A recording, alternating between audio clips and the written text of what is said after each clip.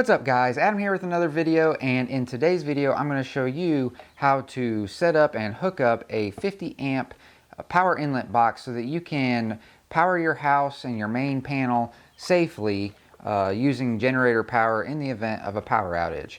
And if you're new to the channel or just haven't gotten a chance to do so yet, please hit that subscribe button down below so you don't miss any of my new how to and do-it-yourself videos that I have coming out really soon. And if you find the information in this video to be helpful, please also give it a thumbs up. And so let's get right into the video.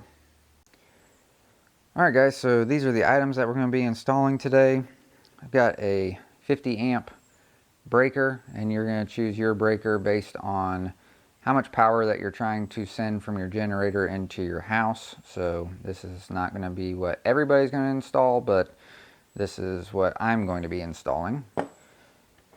We also have a Reliance PBN 50 outdoor power inlet box, and this is what the power is actually going to plug into from the generator with our generator cord that we made up. And then we've got a 6-3 wire here and a conduit for the wire to run through. Now, Reliance has a couple of boxes. I recommend using this one because it has more space in it to be able to hook the wires up. They have another box, I think it's just the PB50, that mounts flush on the wall, but you really have no room to move the wires around. There's not much space in it, and it can be really difficult to set up. So I went with this because there's plenty of room in it for you to get those wires hooked up, and there won't be any strain on them after you're done. Alright, so before we go out and start installing things, the first thing we're going to need to do is we're going to need to shut off the main power to the house so that we don't electrocute ourselves or get seriously hurt, because there's a lot of power coming in from the utility power, and that's the last place you want to be screwing around. If you're knowledgeable with electricity and you've done projects like this before, then this is one that you might feel comfortable with doing. It's not a very difficult thing to do. You can probably handle it, but if you're not knowledgeable with electricity, you've never really done it before, and you don't feel comfortable, then by far the best thing that you can do is call a licensed electrician to come out and do it for you. It's going to be in your best interest for safety, because it's just not worth it to get seriously hurt over installing this thing. So again, if you don't feel comfortable, please call an electrician.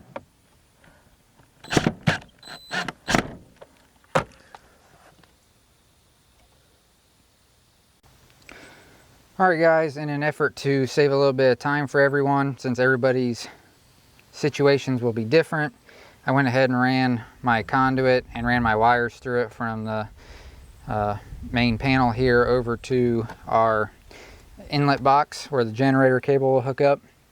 And so now all that's really left is to hook everything up. So I'm going to get my ground wire that goes into this ground bus bar over here and tighten it down, which I kind of already had a little bit tight. And then next I'm going to take my common wire, this white wire, and put it into the common bus bar and tighten it down.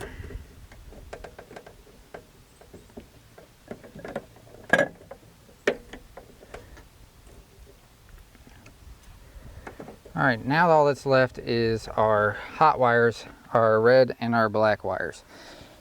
So that's where you're going to take your 50 amp or 30 amp, whichever breaker you're installing for your size generator. And we will they go into the bottom of the circuit breaker there. I don't know if you can see it or not.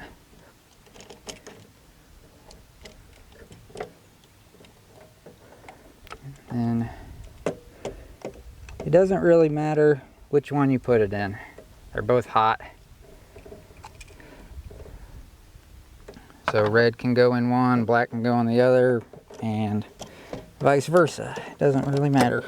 And you want to make sure that they're seated in the bottom of it real well and really tighten it down.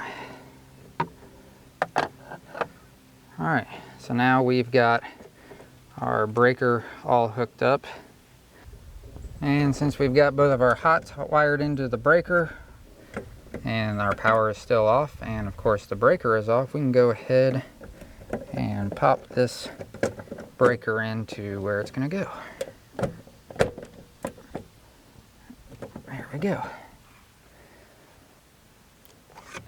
Alright, something that is nice about this plug is it's got all of your letters on the back, so it makes it pretty dummy proof. You got Y, G, W, and X. W is going to be your white wire, your common wire.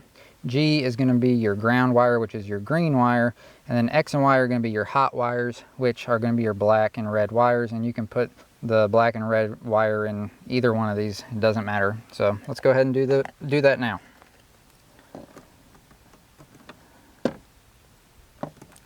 I'm going to put the red wire in X. Make sure you got plenty stripped off of plenty of the insulation stripped off so you can really get it down in there and it seats well, and then tighten that lug down nice and firm. I'm going to take my black wire and I'm going to put that one in Y.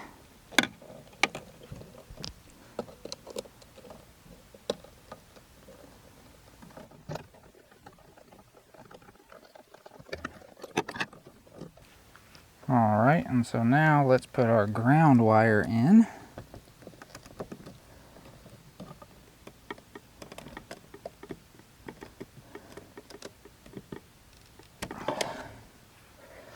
And last but not least, our white common wire.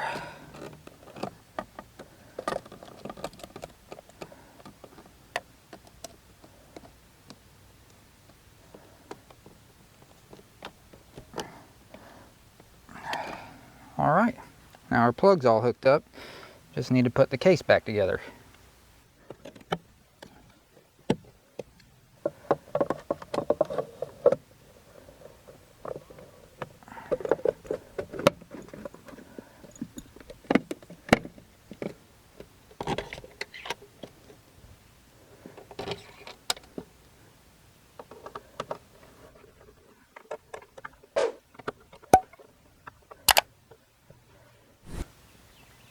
Alright, so one last thing to note is if you do it this way, you need to get what's called an interlock kit, and it's a piece of metal that slides, usually probably this way. It just depends on your panel, so that both of these breakers can't be on at the same time.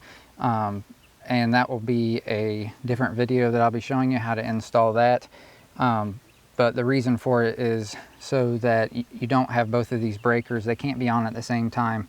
If you had utility power and your main breaker was on, and then you also had your generator breaker on, and you plugged your generator into your plug down here, or you touched inside that plug, it's going to be sending electricity through it, so you could fry your generator or electrocute yourself. And then vice versa, when power is out, if you had your main breaker on and you're running your generator with this breaker on, then you would be backfeeding electricity back into the lines and could possibly hurt or kill a lineman that's trying to fix your electrical issue. So you really need to get an interlock kit so that these both can't be on at the same time. Alright guys, so that's all there is to installing a power inlet box to your main panel so that you can power your house in the event of a power outage.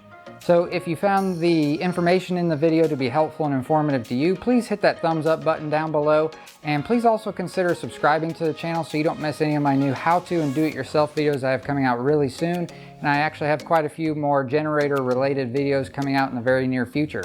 So I'll see you in the next video.